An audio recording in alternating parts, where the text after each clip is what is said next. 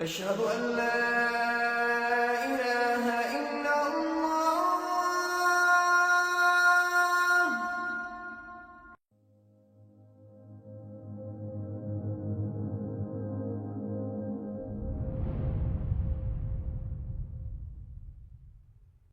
السلام عليكم ورحمة الله وبركاته. الحمد لله رب العالمين والصلاة والسلام على سيد الأنبياء والمرسلين وعلى آله وصحبه أجمعين ثم أما بعد فأعوذ بالله من الشيطان الرجيم. بسم الله الرحمن الرحيم. يا أيها الذين آمنوا أوفوا بالعقود رب اشرح لي صدري ويسر لي أمري واحلل عقدة من لساني يفقهوا قولي آمين يا رب العالمين ثم أما بعد. ইনশাআল্লাহ আজকে আমি আপনাদের সাথে গুরুত্বপূর্ণ এমন একটা বিষয় নিয়ে আলাপ করতে যাচ্ছি। আমার শিক্ষক ডক্টর আকরাম নদভী থেকে আমি যেটা জানতে পেরেছি অল্প কিছুদিন আগে, 2 বছরেরও কম সময় আগে, আমি তার একটা আলোচনা এটা শুনেছি। সেখানে উনি এমন একটা বিষয়ের উপর সূচনা বক্তব্য দিচ্ছিলেন যেটা নিয়ে আমার ধারণা ছিল যে আমি এই বিষয় ভালোই জানি, কিন্তু সেই কয়েক ঘন্টার মধ্যে অনেকগুলো বিষয় আমার ধারণা পুরোপুরি পাল্টে গিয়েছিল, যেটা প্রকৃতপক্ষে আমাকে সাহায্য করেছিল। আমি মনে করেছিলাম আমি ধর্ম নিয়ে পড়ালেখা করছি এবং আল্লাহর বই বোঝার চেষ্টা করছি প্রায় 15 বছর, সেহেতু আমি কিছু তো জানি। কিন্তু আল্লাহ তার কিছু বান্দাকে বিভিন্ন বিষয় বোঝার এবং উপলব্ধি করার এমন ক্ষমতা দিয়েছেন যে তাদের ব্যাখ্যা শোনার পরে আপনার মনে হবে যে আমি কিছুই জানি না। তারা যদি কোনো সাধারণ বিষয় নিয়েও আলাপ করে যেটা আপনার মতে আপনি ভালোই জানেন, কিন্তু আলাপ শেষে সুবহানাল্লাহ আপনার মনে হবে এটা অসাধারণ ছিল। ইনশাআল্লাহ আমি আপনাদের সাথে এইরকম কিছু বিষয়ে সারমর্ম নিয়ে আলাপ করব যেগুলো আমার কাছে অনেক তাৎপর্যপূর্ণ মনে হয়েছে। পর্দায় আপনারা যা দেখতে পাচ্ছেন সেটা আমার চোখ নয়, এর মাধ্যমে এক অদ্ভুত প্রচেষ্টা করা হয়েছে আজকের বক্তব্যের আলোচ্য বিষয়টি আপনাদের নিকট সহজে উপস্থাপন করার জন্য। এখানে একদম ভিতরে একটা বৃত্ত, এর বাইরে আরো বড় আরো বড় আরো বড়, এই ছবিটা নিয়ে আমরা কথাও বলবো। মূলত আমাদের ধর্ম ইসলামের বৃহত্তর রূপটা এই ছবি দিয়ে বোঝার চেষ্টা করব। একদম কেন্দ্রে আমাদের ধর্মের মূল যেটা রয়েছে, মূলত আমাদের ধর্ম ইসলামের বৃহত্তর রূপটা এই ছবি দিয়ে বোঝার চেষ্টা করব। সেটাকে আমরা বলতে পারি আমাদের দ্বীনের উসুল, আমাদের ধর্মের নির্যাস তথা মূলনীতি, অর্থাৎ আমাদের ধর্মের অত্যাবশ্যকীয় নীতিমালাসমূহ। মোটের উপর আমাদের ধর্ম হচ্ছে একগুচ্ছ নীতিমালার সমাহার। এই একগুচ্ছ নীতিমালার সমাহার বিষয়টিকে আমরা এভাবে দেখতে পারি, এই সব নীতিমালা হচ্ছে সেটাই যা আল্লাহ একজন মানুষের কাছ থেকে চান। আল্লাহ একজন মানুষের কাছ থেকে কি চান, কি ধরনের গুণাবলী, কি ধরনের দৃষ্টিভঙ্গি, আবেগ, চিন্তা চেতনা, বিশ্বাস একজন মানুষের থাকা উচিত।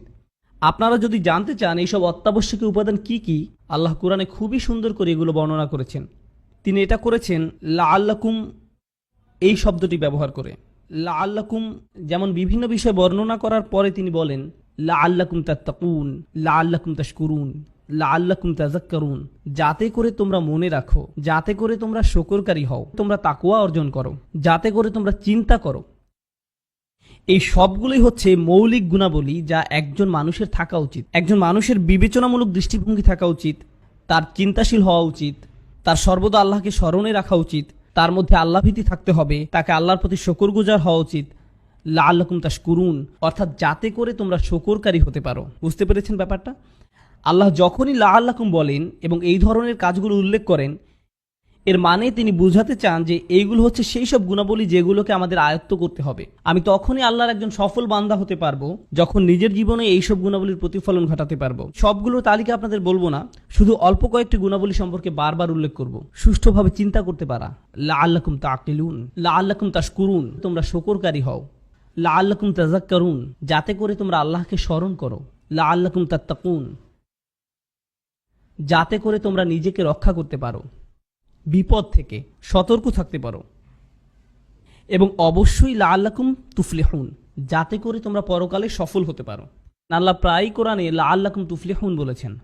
এইগুলো হচ্ছে মৌলিক কিছু গুণাবলী। এসব ছাড়াও অর্থাৎ আল্লাহ মানুষের কাছে কি চান এই সম্পর্কে বর্ণনা করেছেন এই শব্দগুলোর মাধ্যমে। ইন্নাল্লাহা ইউহিব্বু অথবা ওয়াল্লাহু ইউহিব্বু, আল্লাহ মুত্তাকিনদের ভালোবাসেন, আল্লাহ মুহসিনিনদের ভালোবাসেন। এইভাবে আল্লাহ বিভিন্ন গুণাবলীর মানুষদেরকে ভালোবাসার কথা উল্লেখ করেছেন। এইগুলো হচ্ছে সেই সব গুণ যেগুলো আমাদের জীবনে নিয়ে আসতে হবে। এবং সবশেষে আল্লাহ বলেন ইন্নাল্লাহা মাআ, আল্লাহ সাথে আছেন। আল্লাহ প্রথমে বলছেন লাআল্লাকুম, এরপরে বলছেন আল্লাহু ইউহিব্বু, এবং এরপরে বলছেন ইন্নাল্লাহা মাআ, ইন্নাল্লাহা মাআল মুহসিনিন, আল্লাহ মুহসিনিনদের সাথে আছেন। নিশ্চয়ই আল্লাহ তাদের সঙ্গে আছেন যারা পরহেজগার এবং সৎকর্ম করে। এইগুলোই হচ্ছে আমাদের দ্বীনের উসুল। মূলত এগুলোই হচ্ছে আমাদের ধর্মের নির্যাস। আমার মতে এগুলো হচ্ছে আমাদের ধর্মের মূলনীতি বা মৌলিক নীতি। আল্লাহ কোরআনে সরাসরি এসব ব্যাপারে উল্লেখ করেছেন। আশা করি বিষয়টা আপনাদের কাছে পরিষ্কার হয়েছে। এখন কথা হচ্ছে, এই যে মূলনীতি, এটা কিন্তু দেখা যায় না, এটা হচ্ছে একটা ধারণা। শকরকারী হওয়া এর মানে কি? তাকওয়া অর্জন করতে হবে। আমি তাকওয়া বিষয়ে অনেক লেকচার শুনেছি। তাকওয়া বাড়াতে হবে। তাকওয়া কি কিনতে পাওয়া যাবে? বা আমি কি এমন কিছু খেতে পারি যেটা আমার তাকওয়াকে বাড়াবে? আমি কিভাবে বুঝবো যে আমার তাকওয়া কম বা বেশি?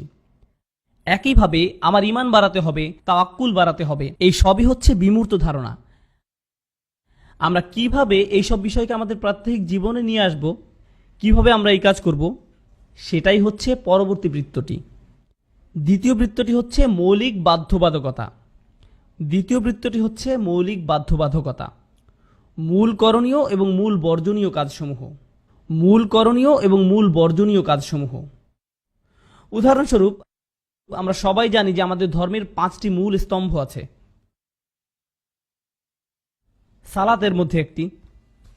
সালাত হচ্ছে মৌলিক করণীয়, কিন্তু প্রকৃতপক্ষে এই বাধ্যবাধকতার মাধ্যমে ইসলামের অত্যাবশ্যকীয় মূলনীতির একটি পূরণ করা যায়। এমনকি আল্লাহ আমাদেরকে যেসব মৌলিক বাধ্যবাধকতা সেট করে দিয়েছেন, এসবের উদ্দেশ্য হচ্ছে মূলনীতিগুলোকে সুদৃঢ় করা। যেমন ধরুন, আল্লাহ বলছেন আকিমুস সালাতা লিযিকরি, সালাত প্রতিষ্ঠা করো যাতে করে তোমরা আমাকে স্মরণ করতে পারো। আল্লাহকে স্মরণ করা কি একটি মৌলিক নীতি নয়? অবশ্যই। আল্লাহর স্মরণকে আমরা কিভাবে আমাদের প্রাত্যহিক জীবনে নিয়ে আসবো? এমন কি উপায় আমরা এটা করতে পারি যে আল্লাহকে সন্তুষ্ট করবে? এমনটি করার সবচেয়ে ভালো উপায় হচ্ছে সালাত। সালাত হচ্ছে এমন একটি মাধ্যম যেটা আল্লাহকে স্মরণ করার বিমূর্ত ধারণাটিকে বাস্তবিক সত্যে রূপান্তরিত করে। সিয়াম পালন করার বিষয়ে আল্লাহ বলেন, কামা কুতিবা আলাল্লাযীনা মিন ক্বাবলিকুম লাআল্লাকুম তাত্তাকুন, তোমাদের সিয়াম পালন করতে বলা হয়েছে যাতে করে তোমরা তাকওয়া অর্জন করতে পারো। বাস্তবে এমন কি করা যেতে পারে যেটা তাকওয়ার এই বিমূর্ত ধারণাকে আমাদের জীবনযাত্রায় প্রতিফলিত করবে? কি সেটা? সিয়াম পালন করা এই ধরনের একটি কাজ। এইভাবে আপনারা দেখবেন যে আল্লাহ প্রদত্ত প্রত্যেকটি মৌলিক বাধ্যবাধকতা এক একটি মৌলিক নীতিকে সুদৃঢ় করে। বাধ্যবাধকতাগুলো দেয়া হয়েছে যাতে করে মৌলিক নীতিগুলোকে আমাদের প্রত্যেক জীবনে নিয়ে আসতে পারি। দুর্ভাগ্যজনকভাবে আমরা যা করছি সেটা হচ্ছে, আমরা আল্লাহ প্রদত্ত এইসব বাধ্যবাধকতাগুলোকে সংশ্লিষ্ট নীতিমালাগুলো থেকে আলাদা করে ফেলেছি। মানুষ ঠিকই সিয়াম পালন করছে, কিন্তু তাদের মধ্যে এই বোধটি নেই যে সিয়াম পালনের মূল উদ্দেশ্য হচ্ছে তাকওয়া বৃদ্ধি করা। মানুষ সালাত আদায় করছে, কিন্তু তারা এই ব্যাপারে অবগত না যে সালাত আদায় করার কিছু সুনির্দিষ্ট উদ্দেশ্য রয়েছে। এইগুলো হচ্ছে মৌলিক বাধ্যবাধকতা। শুধুমাত্র এই উদ্দেশ্যেই আমরা এইসব কাজ পালন করি না। ইসলামের অত্যাবশ্যকীয় নীতিগুলো পূরণ করে আমাদের জীবনে তার প্রতিফলন ঘটানোর উদ্দেশ্যেও আমরা এইসব কাজ করে থাকি। সালাত হচ্ছে একটা গন্তব্য পর্যন্ত পৌঁছানোর একটা রাস্তা। একইভাবে সিয়াম পালন করাও লক্ষ্য পৌঁছানোর একটা উপায়। আজকাল আমরা এইসব উপায় বা রাস্তাকে আমাদের লক্ষ্য বা উদ্দেশ্যে রূপান্তরিত করে ফেলেছি, যেটা খুবই ভয়াবহ সমস্যা। কোরআন কিন্তু আমাদেরকে এমন করতে বলে না। কোরআনে যখনই কোনো বাধ্যবাধকতার বর্ণনা দেওয়া হয়েছে, তখনই সেই কাজের উদ্দেশ্য অর্থাৎ ওই কাজ সম্পর্কিত মূলনীতিগুলোর কথা বলা হয়েছে। আমরাই এই দুইটি বিষয়কে কেটে আলাদা করে ফেলেছি। এই পর্যন্ত কি বোঝা গেছে? আরেকটা কথা, বাধ্যবাধকতা বলতে কিন্তু শুধু করণীয় কাজগুলোকেই বোঝানো হয়নি, বর্জনীয় কাজসমূহের কথাও বলা হয়েছে। উদাহরণস্বরূপ, সালাতের অন্যতম উদ্দেশ্য হচ্ছে তানহা আনিল ফাহশাই ওয়াল মুনকার। সালাত অশ্লীল ও মন্দ কাজ থেকে দূরে রাখে। অশ্লীলতা আমাদের একটা গুরুত্বপূর্ণ মূলনীতি থেকে দূরে রাখে। আমাদের তাকওয়াবান, আল্লাহর শুকরকারী এবং বিনয়ী হতে বাধা দেয়। সালাত আমাদের এই অশ্লীলতা থেকে হেফাজত করে। অর্থাৎ আল্লাহ আমাদেরকে সেই সব কাজ করতে নিষেধ করেছেন যেগুলো করলে ইসলামের মূলনীতিকে অমান্য করা হবে। প্রত্যেকটা নিষেধ এক একটা মূলনীতির সাথে জড়িত, দ্বীনের উসুলের সাথে সম্পৃক্ত। সংক্ষেপে এটাই হচ্ছে আমাদের দ্বিতীয় বৃত্তটি, প্রধান করণীয় এবং বর্জনীয় সমূহ। এই পর্যন্ত অর্থাৎ এই দুইটি বৃত্তে যেসব বলা হয়েছে, এই বিষয়ে মোটামুটি সব স্কলার, সব মুসলিমরাই একমত। ইসলামের মূলনীতিগুলো কি কি এবং আমাদের মূল করণীয় ও বর্জনীয় কাজসমূহ কি কি, আমরা সবাই এই বিষয়ে একমত। কোনো মুসলিম এসে এরকম বলবে না যে আমি আসলে নিশ্চিত না শুকুর কি আসলে হারাম কিনা। এরকম কখনোই হবে না। আর যদি কেউ এরকম বলে থাকে, তার মানে হচ্ছে সে পাগল। বুঝতে পেরেছেন? তৃতীয় বৃত্তটি রয়েছে, সেটাই যাই। এই তৃতীয় বৃত্তটি হচ্ছে প্রধান বাধ্যবাধকতাগুলোর তুলনায় ছোট সুপারিশ সমূহ, রিকমেন্ডেশন। যেমন ধরুন, আমাদের মহানবী সাল্লাল্লাহু আলাইহি সাল্লামের সুন্নাহ সমূহ, অর্থাৎ সেই সব ভালো কাজসমূহ যেসবের কথা কোরআনে বলা হয়েছে। এমন কাজ যেগুলো আমাদের চারিত্রিক উৎকর্ষ সাধন করে। উদাহরণস্বরূপ, নরমভাবে কথা বলা, নম্রভাবে চলাফেরা করা। এইগুলো হচ্ছে সেই সব কাজ যা আপনার চরিত্রকে উন্নত করবে। একইভাবে ডান পা দিয়ে মসজিদে প্রবেশ করা, যেটা একটা সুন্নাহ, অথবা ধরুন ডান হাত দিয়ে খাওয়া, এইসব ছোট ছোট কাজগুলো আমাদের চরিত্রের বিকাশ ঘটায়। এখন ব্যাপারটা দাঁড়ালো এই যে প্রাধান্য দেওয়া উচিত মৌলিক নীতিগুলোর আত্মস্থ করার দিকে, সেটা সঠিকভাবে করার জন্য তাকে নজর দিতে হবে প্রধান প্রধান বাধ্যবাধকতার দিকে। যদি সে এই প্রধান বাধ্যবাধকতাগুলো ঠিকভাবে মেনে চলতে পারে, তাহলে তার পরবর্তী চেষ্টা হওয়া উচিত ছোট ছোট সুপারিশগুলো পালনের মাধ্যমে আরো সৌন্দর্যমণ্ডিত করা। উদাহরণস্বরূপ সালাত হচ্ছে একটা প্রধান কাজ। সালাতের পরে জিকির করাটা কি? এটা হচ্ছে উৎকর্ষ সাধন। একইভাবে সালাতের পরে দোয়া করাটা একটা উৎকর্ষ সাধন। অর্থাৎ আপনি ইতোমধ্যে প্রধান কাজটি করে ফেলেছেন। এই যে ছোট ছোট ভালো কাজ করার মাধ্যমে উৎকর্ষ সাধন করার যে ধারণা, এটা নিয়েও কারোর মধ্যে তেমন কোনো ভেদাভেদ নেই। কিয়ামুল লাইল একটা ভালো কাজ, তাহাজ্জুদের সালাত আদায় করা একটা ভালো কাজ, ফরজ সিয়ামের অতিরিক্ত সিয়াম পালন করা ভালো কাজ, ভ্রমণ কিংবা ঘরে প্রবেশের সময় দোয়া পড়া ইত্যাদি। দোয়া না পড়ে ঘরে প্রবেশ করা হারাম নয়, অর্থাৎ দোয়া না পড়ে ভ্রমণ করাটাও হারাম নয়, কিন্তু এমন করাটা ভালো। এটা আপনার দিনের উৎকর্ষ সাধন করে, এইসব জিনিস আপনার জীবনকে উন্নত করে। এগুলি হচ্ছে তৃতীয় বৃত্তটি। কিন্তু 4 নম্বর বৃত্তটিতে যাওয়ার আগে 3 নম্বর বৃত্তটি সম্পর্কে আরও কিছু বিষয় পরিষ্কার করা দরকার। প্রথম এবং দ্বিতীয় বৃত্তে আলোচ্য বিষয়গুলো হচ্ছে মূলত সেই সব জিনিস যেগুলোর দিকে আমাদের নবীগণ দাওয়াত দিয়েছেন। অর্থাৎ নবীগণ আমাদেরকে ইসলামের প্রধান নীতিমালাসমূহ, প্রধান করণীয় ও বর্জনীয় এইসবের দিকে ডেকেছেন। এইগুলোই ছিল নবীদের দাওয়াতের মৌলিক দিক। মানুষ যখন এইসব মৌলিক বিষয়কে মেনে নিয়ে ভালো করে বুঝে আত্মস্থ করতে সক্ষম হলো, এর পরে যে নবীগণ তাদেরকে এসবের পাশাপাশি উৎকর্ষ সাধনের জন্য আলাদা প্রশিক্ষণ দিতেন। এখন দেখা যাক আমরা কি করি। আমরা যেটা করি সেটা হচ্ছে মৌলিক নীতিমালাগুলো তো আমরা ভুলেই গেছি, উপরন্তু আমরা প্রধান বাধ্যবাধকতাগুলো উৎকর্ষ সাধনের জন্য যেসব ছোটখাটো সুপারিশ রয়েছে সেগুলোর সাথে মিশিয়ে ফেলেছি। এই সম্পূর্ণ মিশ্রণই এখন প্রধান বাধ্যবাধকতা হয়ে গেছে। উদাহরণস্বরূপ, আপনি যদি এমন কাউকে দেখেন যে জোহরের ফরজ সালাত আদায় করেছে, সুন্নত সালাত পড়েনি, তখন আপনি তার পেছনে লাগেন। কি করেছেন আপনি সুন্নত নামাজ পড়েননি কেন? অর্থাৎ আমরা মানুষকে উৎকর্ষ সাধনমূলক কাজগুলো করার জন্য বল প্রয়োগ করছি। মানুষ যদি এই কাজগুলো না করে তাহলে আমরা তাদের পেছনে লাগছি, তাদের সালাত নিয়ে প্রশ্ন তুলছি, তারা কি করছে কি করেনি এইসব নিয়ে কথা বলছি।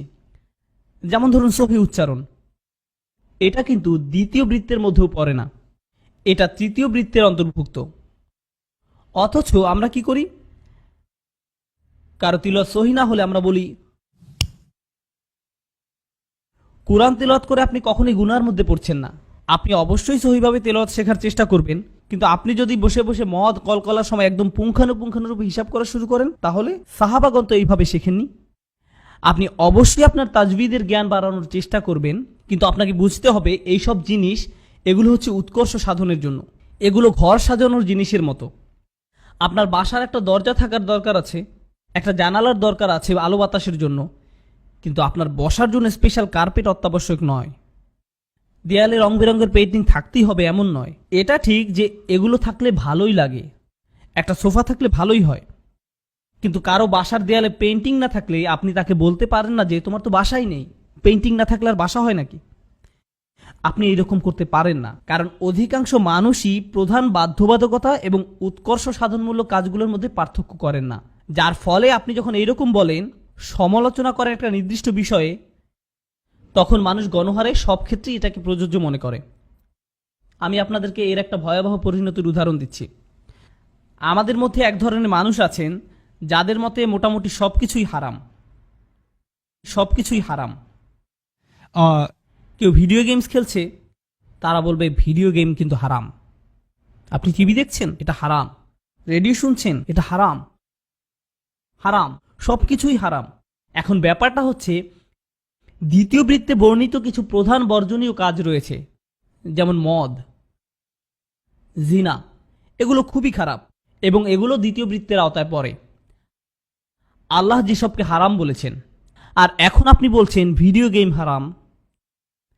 এইরকম বলার মাধ্যমে আপনি আল্লাহ যেসব কাজকে হারাম বলেছেন আর আপনি নিজে যেসব কাজকে অপছন্দ করেন, এই উভয়কেই একই পাল্লায় মাপছেন। এর ফলে একজন যুবক ভাই বা বোন যে মুভি দেখে, হতে পারে সেটা অর্থহীন কোনো মুভি বা যে কোনো কিছু, যখন সে শুনবে মুভি দেখা হারাম, এটা হারাম, কিন্তু আমি তো সারাক্ষণই মুভি দেখি, এটা হারাম, তাহলে তো আমি বিপদে আছি। আর যেহেতু আমি প্রচুর মুভি দেখি, তাহলে তো আমি বিপদে আছি। আর বিপদে যখন আছি, অন্য হারামগুলোও তাহলে করি। দোজখে তো এমনিতেই যাওয়া লাগবে, তাহলে মৌজ মাস্তি পার্টি এসব করেই যাই। এখন দেখেন, এই যে আপনি মদ, রেডিও শোনা, ভিডিও গেম, এই সব কিছুকে এক কাতারে ফেলেছেন, একজন পাপীর মনের মধ্যেও এসব এখন একই পাল্লায় বিচার হচ্ছে। সে ভাববে ভিডিও গেম কোনো ব্যাপার না, মুভি দেখাও কোনো ব্যাপার না, আর জিনাও কোনো ঘটনা না, মদ নেশা সবই সমান। তার মানে আমরা তখনই সমাজে সমস্যা তৈরি করা শুরু করি যখন আমরা আল্লাহ কর্তৃক প্রদত্ত সুনির্দিষ্ট অগ্রাধিকার লিস্টকে ঠিক রাখছি না। মানুষ মনে করে আমরা যত বেশি জিনিসকে হারাম হিসাবে লিস্ট করব, এটা মানুষের জন্য ততই ভালো হবে, মানুষকে রক্ষা করবে। আমাদের মনে রাখা উচিত, নবীগণ মানুষকে আমাদের চেয়ে ভালোভাবে রক্ষা করেছেন। তাঁরা যা করেছেন এর চেয়ে উন্নততর কিছু করার সামর্থ্য আমাদের নেই। আমাদের সীমাবদ্ধতার ভিতরে থেকে ফিকহ অবশ্যই বিচার করার চেষ্টা করবে যে কোনো কিছুকে আসলেই পরিষ্কারভাবে হারাম কিনা। এমন স্পষ্ট হারাম জিনিস অবশ্যই আমাদের সামনে আসতে পারে যেটার অস্তিত্ব আগে কখনো ছিল না, কিন্তু সেটা অবশ্যই বড় কোনো পাপ কাজের সাথে সম্পর্কিত হবে। আপনারা কি এতদূর বুঝতে পারলেন? এসব হচ্ছে উৎকর্ষ সাধনমূলক কাজকর্ম। এসব কাজকর্মের মধ্যে আছে অতিরিক্ত সুন্নত নামাজ পড়া, সোমবার ও বৃহস্পতিবার সিয়াম পালন করা, কবর জিয়ারত করা। এই যে এসব কাজ, এগুলো নিয়ে কোনো মতভেদ নেই। উৎকর্ষ সাধনমূলক কাজগুলো করুন। আপনি যদি মৌলিক বাধ্যবাধকতাগুলো পূরণ করার পরে আরও ভালো মুসলিম হতে চান তো খুবই ভালো। প্রতিদিন একটু একটু করে ভালো কিছু শিখুন, একটা ছোট দোয়া শিখুন প্রতিদিন। এই ধরনের সব কিছুই করা উচিত। এখন এই বৃত্তের ঠিক বাইরে আরেকটি বৃত্ত আছে, 4 নম্বর বৃত্তটি। চতুর্থ বৃত্তটি হচ্ছে সেই সব বিষয় যেগুলো সম্পর্কে সাহাবীগণ একমত পোষণ করেছেন।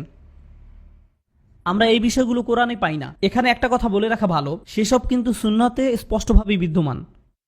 তার বাইরে এই যে 4 নম্বর বৃত্তের কথা বলা হচ্ছে, এগুলো হচ্ছে সেসব বিষয় যেগুলো নিয়ে সাহাবীগণ মতৈক্যে পৌঁছেছেন। কিন্তু বাস্তবে এমন বিষয় পাওয়া দুষ্কর যেটা নিয়ে সব সাহাবীগণ একমত হয়েছেন। ব্যাপারটা এত সহজ নয়। 3 ধরনের মতৈক্য রয়েছে। সাহাবীদের একমতের ধরনের উপর নির্ভর করে মূলত 3 ধরনের মতৈক্য রয়েছে। প্রথমটি হচ্ছে সাহাবীগণ কোনো একটা ঘটনা নিয়ে একমত।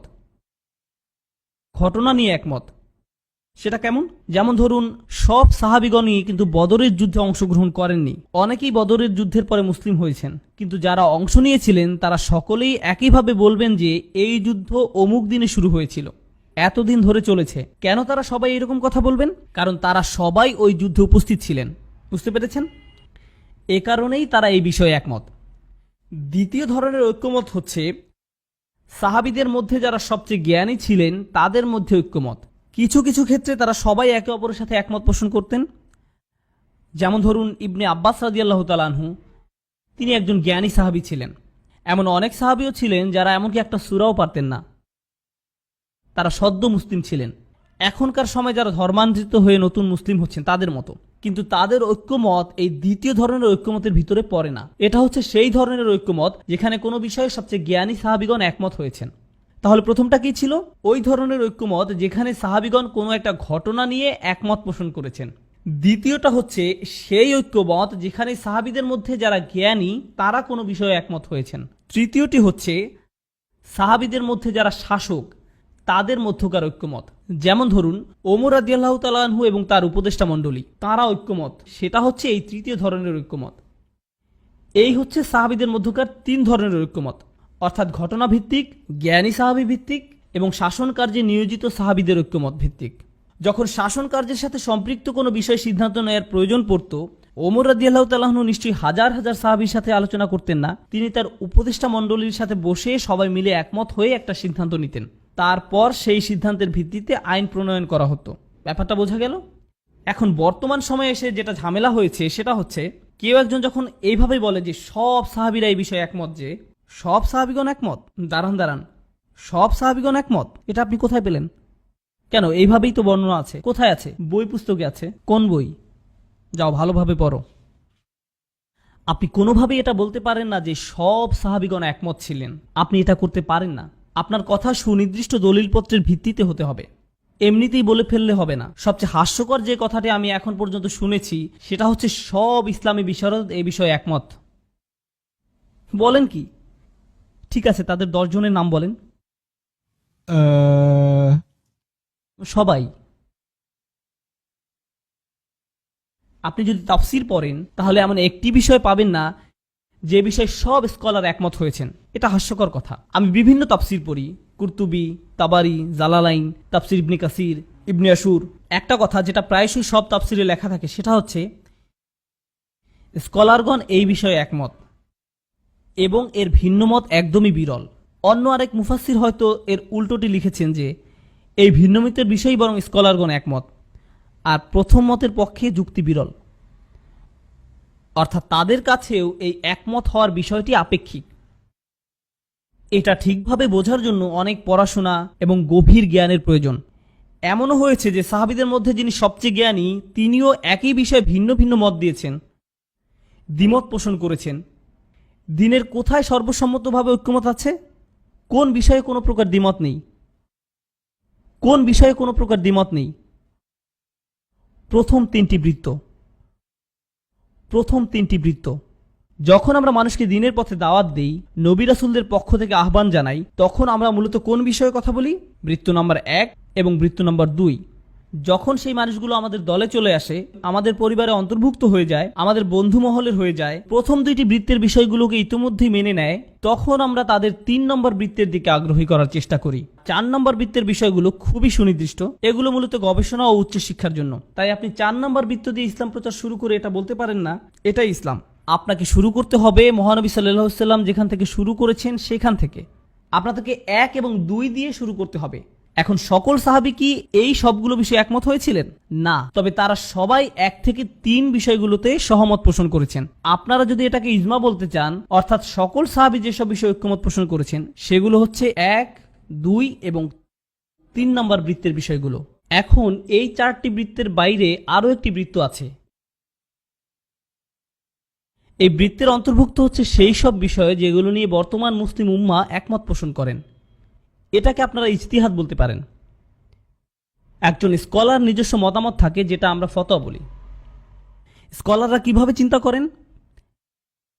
তারা জানেন যে 1, 2 বা 3 এগুলো হচ্ছে নিখুঁত। 4 নম্বর বৃত্তের বিষয়গুলোর ক্ষেত্রে, অর্থাৎ কেন তারা এই বিষয়ে একমত হয়েছিলেন অথবা দ্বিমত পোষণ করেছিলেন, এটা বোঝার জন্য অনেক পড়ালেখা এবং গবেষণার প্রয়োজন। এরপরে যখন 5 নম্বর বৃত্তটি আসে, যেখানে এমন কিছু প্রশ্ন আছে যেগুলো সম্পর্কে কোরআনে সরাসরি কোনো সমাধান দেয়া হয়নি এবং হাদিসেও পরিষ্কারভাবে কিছু বলা হয়নি।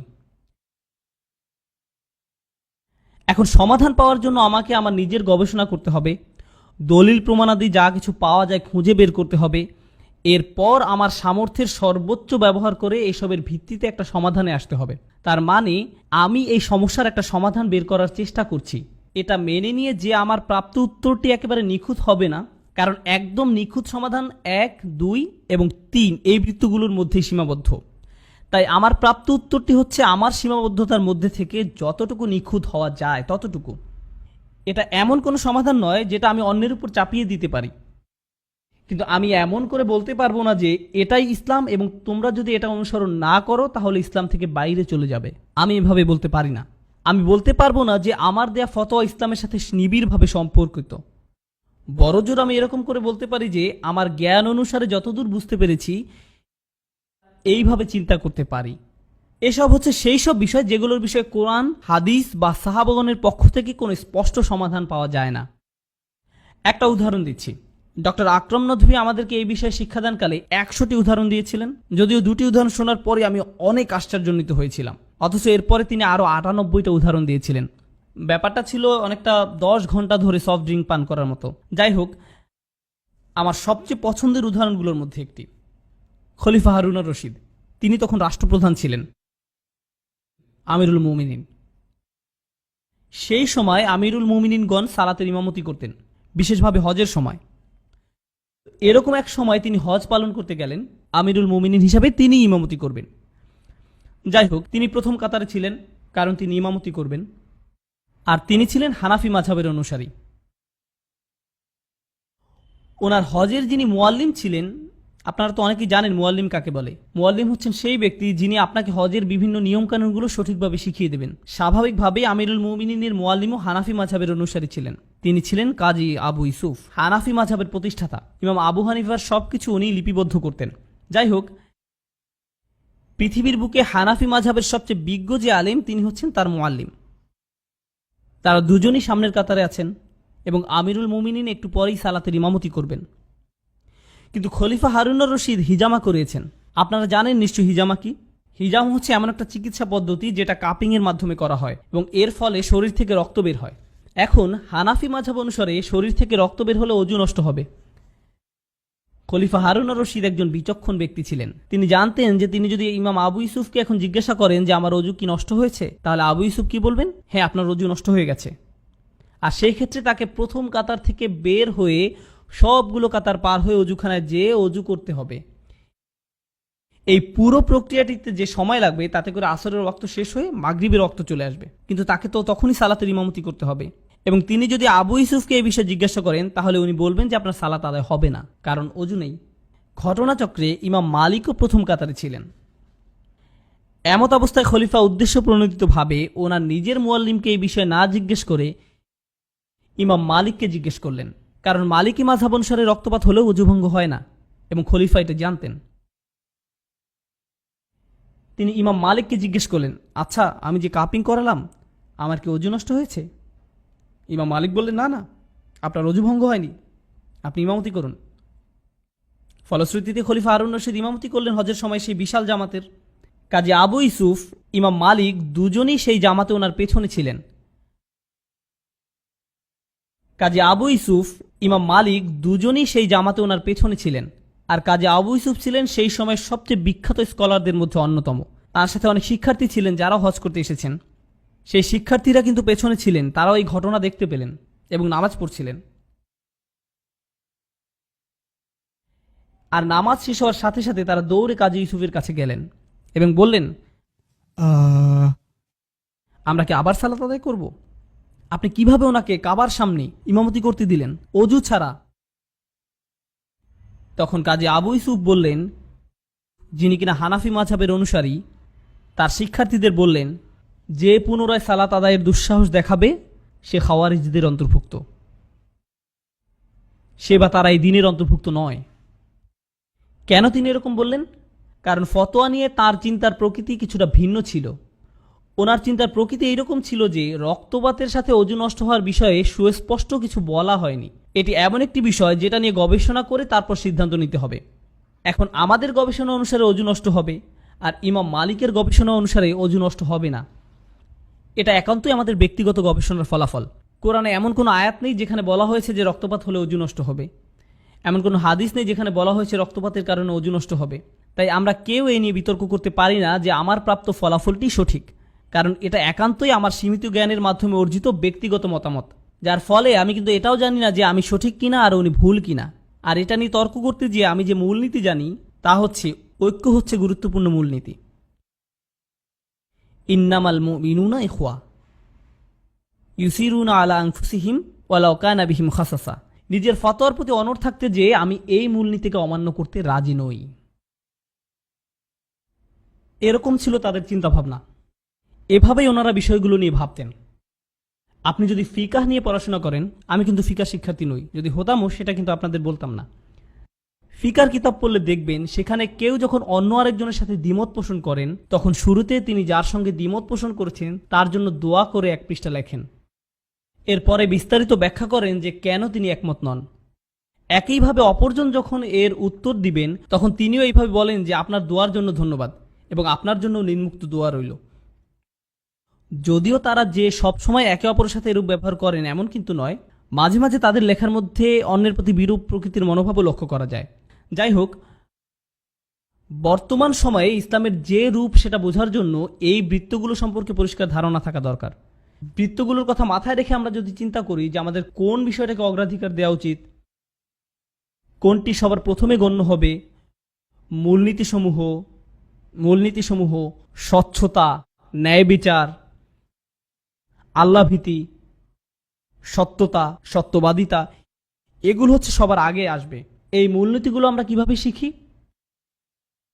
অত্যাবশ্যকীয় বাধ্যবাধকতাগুলো পালন করার মাধ্যমে এই মূলনীতিগুলো আমাদের মধ্যে দৃঢ় হয়। আর কোন জিনিসটা এই মূলনীতিগুলোকে পরিবর্তন করে, উন্নত করে? তৃতীয় বৃত্তটি। এখন যেটা দেখা যায়, বর্তমান সময়ে ইসলাম সম্পর্কিত আমাদের বেশিরভাগ জিজ্ঞাসাই প্রথম তিনটি বৃত্ত থেকে দূরে। আমাদের জিজ্ঞাসাগুলো হলো পঞ্চম বৃত্তের মধ্যে চলে গেছে। মূলনীতিগুলোর ছিটে ফোটাও যেখানে নেই। কোরআনে আল্লাহ যেসব মানুষের বর্ণনা দিয়েছেন যারা পবিত্র থাকতে ভালোবাসে, আমরা যখন হজে যাই, হজ হচ্ছে একটা মৌলিক বাধ্যবাধকতা। হজ পালনের মাধ্যমে আমাদের ভিতরে এসব গুণাবলী সুদৃঢ় হওয়ার কথা। তাকওয়া, শকর, আল্লাহ ভীতি, সততা, ন্যায় বিচার, এই সব কিছুই। এখন ইব্রাহিম আলাইহিসসালামের সময় থেকে প্রচলিত রীতিনীতি অনুসারে আপনি যখন কাবার সামনে দাঁড়িয়ে কালো পাথরটিকে ধরার চেষ্টা করেন, তখন দেখবেন আশেপাশের মানুষজন আপনার মুখে তাদের কনুইর গুঁতা দিচ্ছে, আপনাকে ঠেলে সরিয়ে সামনে যাওয়ার চেষ্টা করছে। এমনও দেখবেন যে কেউ একজন তার সামনের 5-6 জন মানুষের উপর দিয়ে উঠে যেয়ে সেই হাজরে আসওয়াদ ধরার জন্য মরিয়া হয়ে চেষ্টা করছে, যেন তার অনেক মূল্যবান কিছু চাওয়ার আছে, দোয়া করতে হবে। কিন্তু এরকম উতলা হয়ে যুদ্ধ করে হজরে আসওয়াদের কাছে পৌঁছানোর পরে একমাত্র যে দোয়াটি তার করা উচিত সেটা হচ্ছে, আমি এইমাত্র যেসব গুনাহ করে এই পর্যন্ত আসলাম তার জন্য আমাকে ক্ষমা করে দাও। অর্থাৎ দেখা যাচ্ছে যে আমরা রীতিনীতিগুলো ঠিকই মেনে চলছি, কিন্তু তার মধ্যে মূলনীতিগুলোর কোনো উপস্থিতি নেই। মুজদালিফায় যখন আপনারা যাবেন, মুজদালিফা হচ্ছে পবিত্র স্থান, খুবই পবিত্র স্থান। এটা এমন এক জায়গা যেখানে আপনি সারা রাত আল্লাহর কাছে দোয়া করে কাটানোর কথা, আল্লাহর স্মরণে রাত পার করার কথা। কিন্তু সকালে আপনি যখন সেখান থেকে রওনা দিবেন, আপনি এমনকি 2 কদম সামনে যেতে পারবেন না। আপনি চিন্তায় পড়ে যাবেন, আপনি কি একটা পবিত্র জায়গায় আছেন নাকি একটা আস্তাকুরের মাঝখানে দাঁড়িয়ে আছেন। আপনি নিচে তাকিয়ে মাটি দেখতে পাবেন না, শুধু দেখবেন ডায়পার, পানির বোতল, কোকাকোলার বোতল, টিস্যু পেপার। আপনারা কেউ দেখেছেন? এবং আমি এসব দেখে কান্না করেছি। এমন কেন হয় আপনারা কি জানেন? মূলনীতির কোনো ধার ধারি না আমরা।